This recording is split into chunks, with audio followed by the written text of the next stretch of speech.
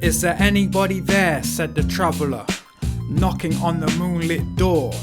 And his horse in the silence champed the grasses of the forest's ferny floor. And a bird flew up out of the turret, above the traveller's head. And he smote upon the door again a second time. "Is there anybody there?" he said. But no one descended to the traveller. No head from the leaf-fringed sill leaned over and looked into his grey eyes, where he stood perplexed and still. But only a host of phantom listeners that dwelt in the lone house then stood listening in the quiet of the moonlight to that voice from the world of men. The listeners.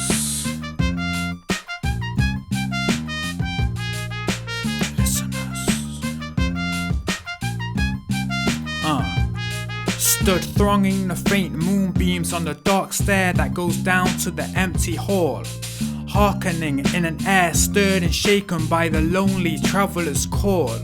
And he felt in his heart their strangeness, their stillness answering his cry, while his horse moved, cropping the dark turf neath the starred and leafy sky.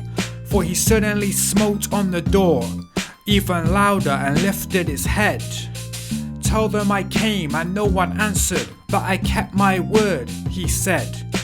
Never the least stir made the listeners, though every word he spake fell echoing through the shadowiness of the still house from the one man left awake.